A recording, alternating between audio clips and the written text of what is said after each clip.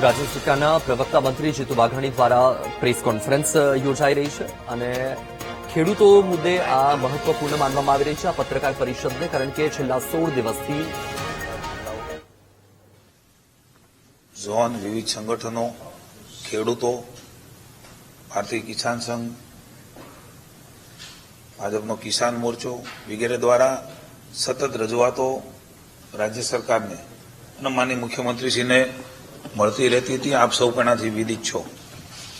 માનનીય મુખ્યમંત્રીશ્રીના માર્ગદર્શન નીચે, માનનીય હર્ષભાઈ નાયબ મુખ્યમંત્રીશ્રીના વડપણના માર્ગદર્શનમાં ઉર્જા મંત્રી આદરણીય શ્રી ઋષિકેશભાઈ પટેલ, રાજ્ય ઉર્જા મંત્રી ભાઈ શ્રી કૌશિકભાઈ, પ્રિન્સિપલ સેક્રેટરી અશ્વિની કુમાર, વિવિધ વિભાગના વડાઓ, રેવન્યુથી માંડીને કન્સલ્ટ તમામ સેક્રેટરીઓ સાથે ખેડૂતોના લાગણીને ધ્યાનમાં રાખીને ખૂબ મહત્વપૂર્ણ નિર્ણય માનનીય મુખ્યમંત્રી ભૂપેન્દ્રભાઈના નેતૃત્વમાં લેવાનો છે. છેલ્લા ઘણા દિવસોથી માગણીને લાગણી આપ સર્વ પત્રકારો મિત્રો દ્વારા પણ જે નીચે સુધીની વાત હતી એ મળતી હતી. સરકાર સતત ચિંતિત અને સંવેદનશીલ પણ ત્યારથી જ હતી ને આજે પણ છે ને ભવિષ્યમાં પણ રહેવાની છે. અલગ અલગ પ્રકારની મીટિંગો, તબક્કાવાર મીટિંગો અત્યારના, ભવિષ્યમાં અને ભૂતકાળમાં એની જે કંઈ નિર્ણય થાય એ નિર્ણયોની અસરો, પ્રતિકૂળ અસરો વ્યાપક હિતમાં, મેં અગાઉ પણ કહ્યું હતું, કારણ કે સર્વગ્રાહી નીતિ બનતી હોય ત્યારે સ્વાભાવિક છે. મને આપને સૌને જણાવતા ગૌરવ થાય છે કે મુખ્યમંત્રી શ્રી ભૂપેન્દ્રભાઈએ રાત્રે 12-1 વાગ્યા સુધી સીએમ હાઉસમાં સૌ અધિકારીશ્રીઓ, નાયબ મુખ્યમંત્રી શ્રી હર્ષભાઈ, ખાસ કરીને ઉર્જા મંત્રી, જેણે ખૂબ આખી અલગ અલગ પ્રકારની, અલગ અલગ રાજ્યમાં, અલગ અલગ વિસ્તારમાં જે કંઈ બાબતો હતી એને ઝીણવટપૂર્વક અભ્યાસ કરીને ઋષિભાઈ પણ સતત સાથે રહ્યા. રાજ્ય ઉર્જા મંત્રી, હું, માની પ્રિન્સિપલ સેક્રેટરી, ક્યાંક નાયબ મુખ્યમંત્રીશ્રીના મકાને, ક્યાંક ઋષિભાઈના ઓફિસને ઘરે, ક્યાંક મારા ઘરે, એમ સતત અવિરતપણે, હું એમ કહીશ કે લગભગ 10-12 દિવસથી અવિરતપણે આમાં મેરેથોન બેઠકો કરી છે. અને એના અંતે માનનીય મુખ્યમંત્રીશ્રીએ ખૂબ ઉદારતાથી ખેડૂતોનું આર્થિક હિત સર્વોપરી રાખીને એક મહત્વનો ઉદાર નિર્ણય એ લીધો છે. જે કિસાનના ખેતરમાંથી વીજ લાઈન પસાર થતી હોય, વીજ ટાવર ઉભો કરવાનો હોય, એના બદલે ખેડૂતોને આપવામાં આવતા વળતરમાં સરકારે વધારો જાહેર કરવાનો નિર્ણય લીધો છે. આ નિર્ણયથી રાજ્યના ખેડૂતોને તેમની જમીનનું યોગ્ય અને બજાર આધારિત વળતર હવે મળશે. ખેડૂતોના ખેતરમાંથી પસાર થતી વીજ લાઈન માટે અત્યાર સુધી ખેતરમાં વીજ પોલ કે લાઈન નાખવા માટે ખેડૂતોને જંત્રીના બમણા લેખે વળતર ચૂકવવામાં આવતું હતું. કેટલીક વિસંગતતાઓ પણ ધ્યાનમાં આવી, કેટલીક લાગણીને ધ્યાનમાં રાખીને પણ રાજ્યમાં જિલ્લાઓ દ્વારા નિર્ણય થયો, ડીએલવીસીમાં નિર્ણય થયા. આ બધી જ બાબતોને ધ્યાનમાં રાખીને જે રજૂઆતો મળી એમાં માનનીય મુખ્યમંત્રીશ્રી ખૂબ સંવેદનાથી જ્યારથી પણ આ વિષય નીકળ્યો છે ત્યારથી અમને સૂચનાઓ આપી છે. તંત્રને કહ્યું છે ખુલ્લા મનથી ખેડૂતોનું હિત એ હંમેશા પ્રાથમિકતા ભારતીય જનતા પાર્ટીની રહી છે.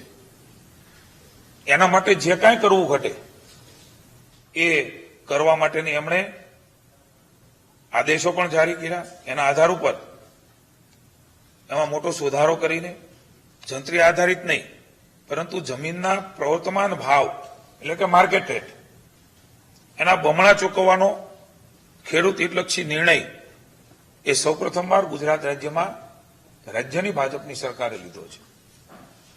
આ ઉપરાંત અત્યાર સુધી ખેતરમાં જે વીજ ટાવર એટલે કે બેઝ પાયા એ વાસ્તવિક માપ પ્રમાણે જ એનું વળતર મળતું હતું. એનાથી પણ આપ સૌને ખેડૂતો વિદિત છે. હવેથી ખેડૂતોના મદદરૂપ થવા માટે ટાવરના બેઝ વિસ્તારની દરેક બાજુએ એટલે કે 4 એના પાયા હોય છે. એ પાયાના છે એની આજુબાજુ એટલે કે વધારાનું 1 મીટર એ ગણતરીમાં લેવાનું રહેશે.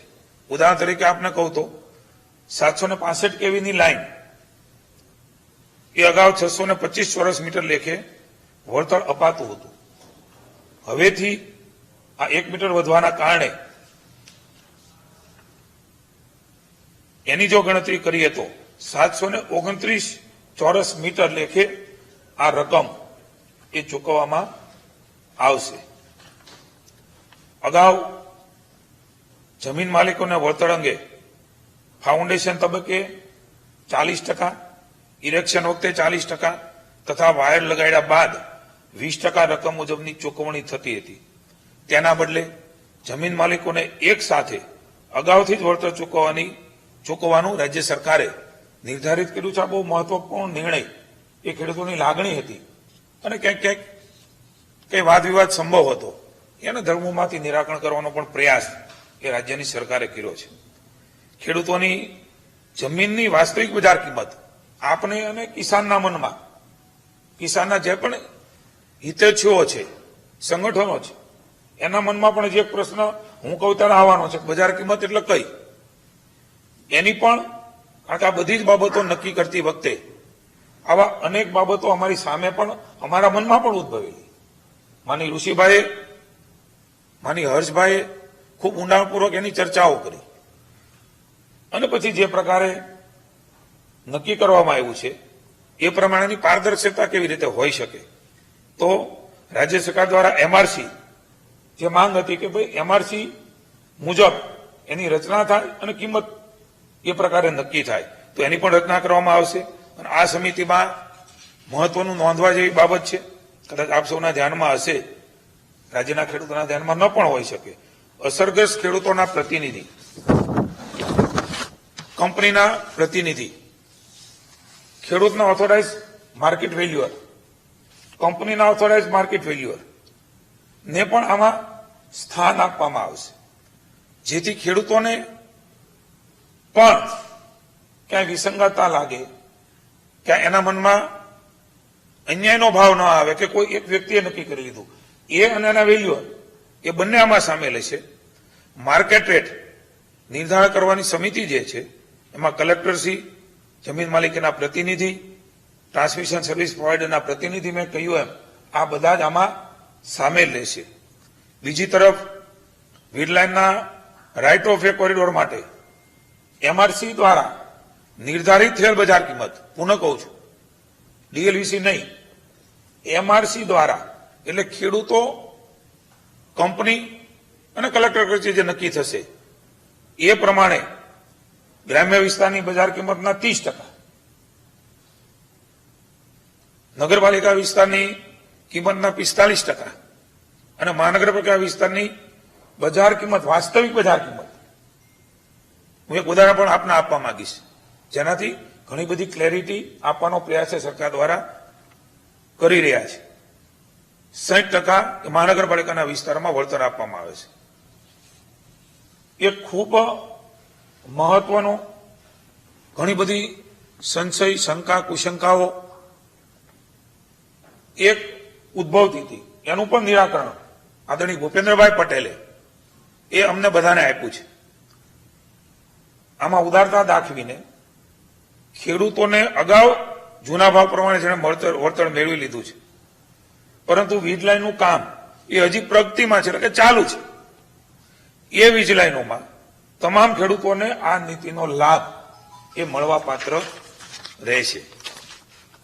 એક ઉદાહરણ તરીકે, આ માત્ર એક ઉદાહરણ છે.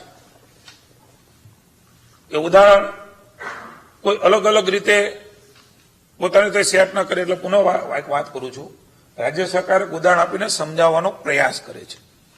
દાખલા તરીકે મોરબીનું જેતપર ગામ એના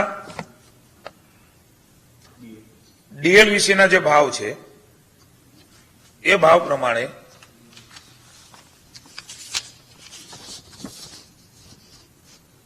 ટાવર બેઝ જે એરિયા છે 979 દાખલા તરીકે ભાવ નક્કી થયો હોય તો એના 625 સ્ક્વેર મીટરમાં 6 ને 11 એટલે 6,11,000 રૂપિયા મળવા પાત્ર હતા.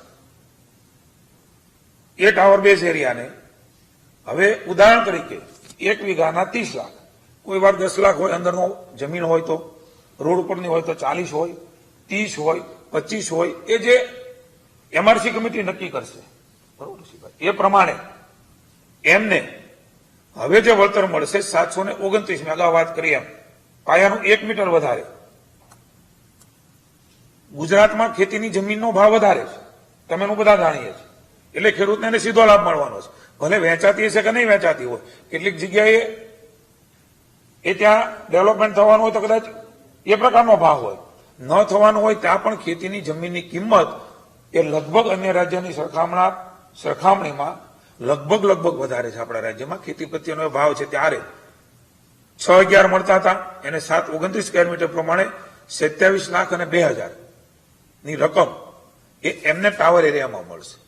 આરઓડબલ્યુ કોરિડોર 100 મીટર લેન્થ અને 67 મીટર વિડ્થ, એમાં એને જે 25% લેખે રકમ મળતી હતી એ હું આપને ક્યાંય પણ ગેરસમજણ ન થાય એટલા માટે કહું છું. આ કોઠો પણ આપણે આપીશું. 3.40 લાખ એ 25% લેખે આરઓડબલ્યુમાં મળતા હતા. એના બદલે હવે 12.74 લાખ એમને જે જેતપર ગામની ડીએલવીસી છે એમણે નક્કી કર્યા હતા. અગાઉ મેં કીધું એ જંત્રી પ્રમાણે હવે જે વાત કરું છું 22.74 લાખ 25% લેખે એમને એ રકમ જેતપર ગામની વાત છે. 12.74 એમને હવે મળશે. એ જૂના મળતા હતા, હવે જે રકમ એને મળશે એ 37.25 લાખ એટલે કે 30% લેખે. હું એક વાર ઉદાહરણ કહું છું, અને કોઈ જગ્યાએ મારી વાતમાં સેટ ન થાય આપણે એની કોપી પણ આપીશું. ક્યાંક કોઈ શબ્દ રચનામાં ભૂલ હોય તો ક્ષમ્ય ગણશો. એટલે હવે હું રકમનો સરવાળો કરું છું. ટાવર એરિયા અને આરઓ જે કોરિડોર છે આરઓડબલ્યુ એ બંનેનો 6,11 અને 12.74 જે જેતપર ગામમાં ડીએલવીસી નક્કી થઈ છે એમાં 18.85 એ ખેડૂતને મળવા પાત્ર હતા. હવે 1 વીઘા પ્રમાણે એમને 64.27 લાખ રૂપિયા, 18.85 ની સામે 64.27. આ પ્રકારની કેટલાય ગણી રકમ એ હવે આ પ્રકારે ખેડૂતને મળવા પાત્ર થશે. એક ઉદાહરણ સુરેન્દ્રનગરના કોંઢ ગામનું પણ આપને આપવા માંગુ છું. એટલા માટે વિવેકભાઈ કે આ બે ગામનો ઇસ્યુ હતો. મારી વિનંતી એ તમને આપી દઈશું લેખિતમાં. ના હું પ્રયાસ કરું. મેં પહેલા કીધું સમજણ ન પડે તો માફી માંગુ છું આપને. અમારો ઈરાદો આપ સમજો, વિનંતી છે મારી. કોંઢ ગામનો એક દાખલો છે. કોંઢ ગામમાં ટાવર બેઝ જે એરિયા છે એ એરિયામાં હાલમાં જે રકમ મળતી હતી એ 2.38 લાખ મળતી હતી, એના બદલે હવે 18 લાખ મળશે. એ જ પ્રમાણે આરઓડબલ્યુમાં 6.39 લાખ મળતા હતા, એના બદલે હવે 24.83 મળશે. એટલે કે 9 લાખ મળતા હતા, એના 42 લાખ રૂપિયાની રકમ હું માનું છું કે હવે સ્પષ્ટતા એ આપના સુધી થઈ ગઈ છે. છતાં પણ હું જેતપરનું ઉદાહરણ આપું છું. 18.85 મળતા હતા, એમને હવે 64.27 લાખ રૂપિયાની રકમ એ એમને મળવાની છે. આ પ્રકારે રાજ્યની સરકારે એક મહત્વપૂર્ણ નિર્ણય એ લીધો છે. એમની આખી જે તમે કહો છો એ ઠરાવ એ પણ આપને મળશે. પહેલા પદ્ધતિ, અત્યારની પદ્ધતિ, એનો ઠરાવ પણ અત્યારે તમને આપી દેવામાં આવશે. આ પ્રકારે ખેડૂતોના હિતમાં રાજ્ય સરકારે ખૂબ મહત્વપૂર્ણ નિર્ણય માની ભૂપેન્દ્રભાઈ, માની હર્ષભાઈ, અમારા ઋષિભાઈ વગેરે મુખ્યમંત્રી, નાયબ મુખ્યમંત્રી અને વીજળી મંત્રીએ ખૂબ સંવેદનાથી આ નિર્ણય ખેડૂતોના હિતમાં લીધો છે. આ બધી જ તુલનાઓના અંતે આપ પણ સમજી શકો અને ખેડૂતો પણ સમજી શકશે કે ખૂબ મોટો મહત્વનો સુધારો એ રાજ્યની સરકારે ખેડૂતોના વિશાળ હિતમાં લીધો છે.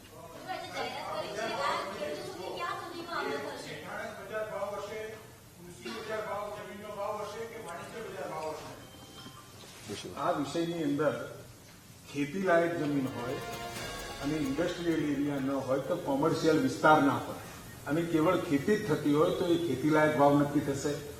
પહેલા આપણા ત્યાં જંત્રીના ડબલ કરી અને એનું ચૂકવણું થતું હતું.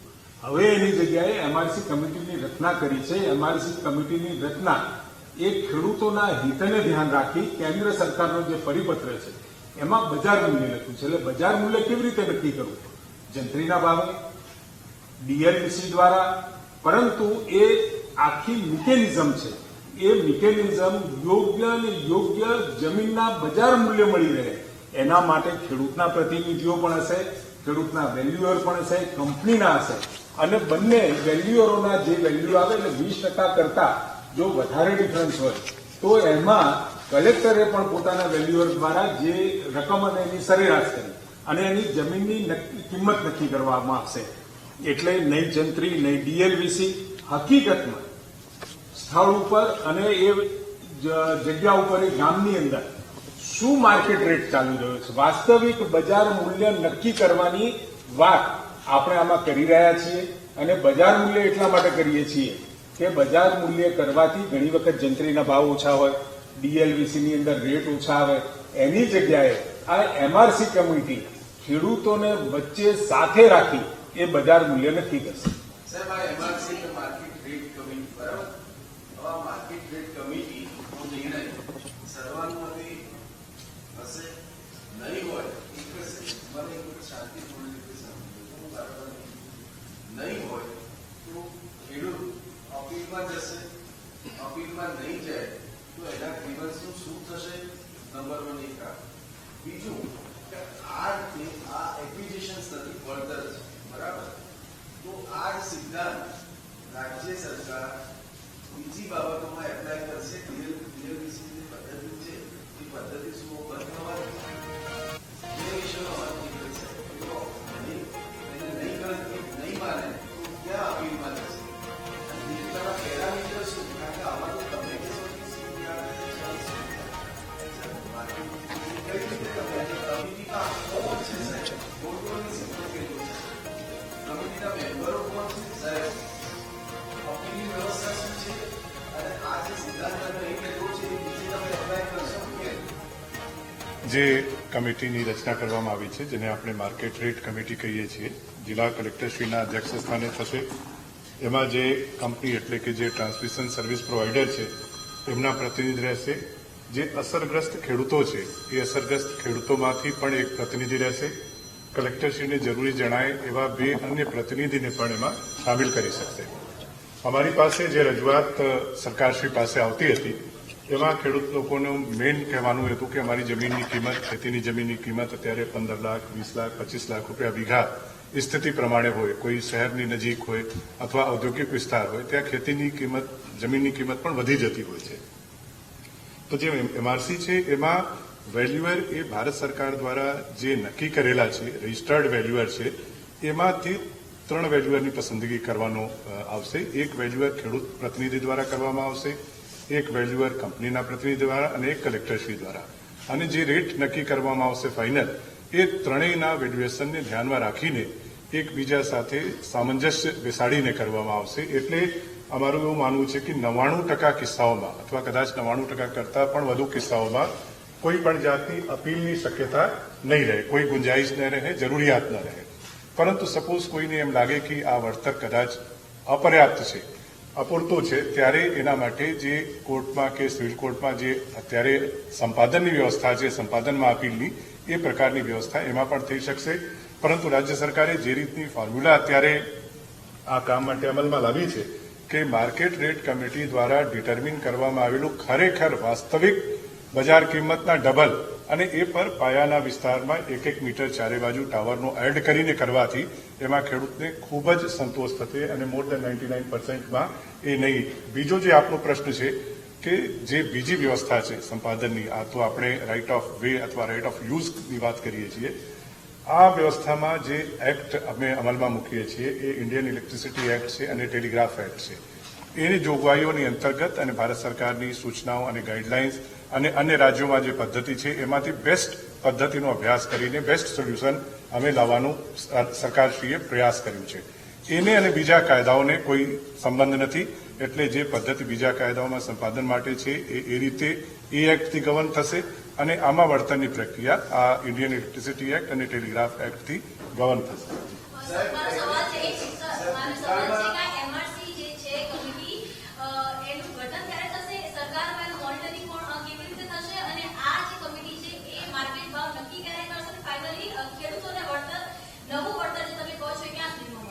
જે માનનીય મંત્રીશ્રીએ વાત કરી છે કે ખૂબ જ ટૂંક સમયમાં, ટૂંકા ગાળામાં એ કમિટીની રચના કરવામાં આવશે. જિલ્લા કક્ષાની કમિટી છે, જિલ્લા કલેક્ટરશ્રીના અધ્યક્ષસ્થાને છે, જેમાં ખેડૂતના પ્રતિનિધિ પણ રહેશે અને કંપનીના પ્રતિનિધિ પણ રહેશે.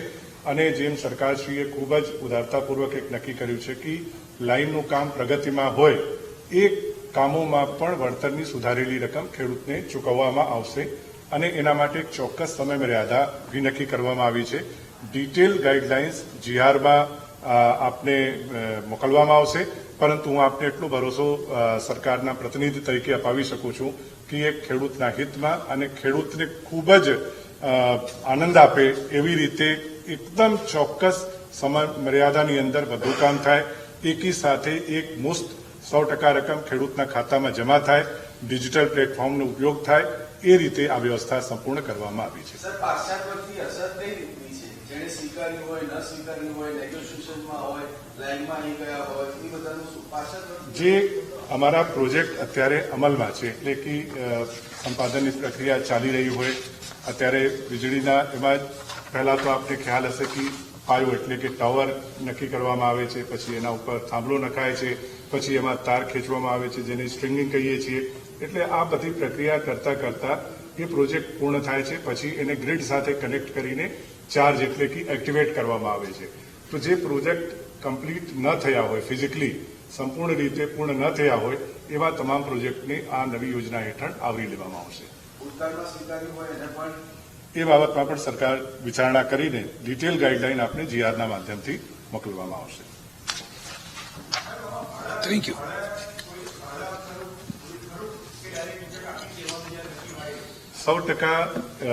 એક મુસ્ત એકી સાથે ખેડૂતના એકાઉન્ટમાં રકમ જમા થાય અને ટોવરના કિસ્સામાં 1 મીટર જે રીતે સાહેબે કીધું વધારીને અને માર્કેટ રેટ કમિટી દ્વારા નક્કી કરેલ વાસ્તવિક બજાર ભાવના ડબલ એમને એક મુસ્ત આપવામાં આવશે. ROW માં પણ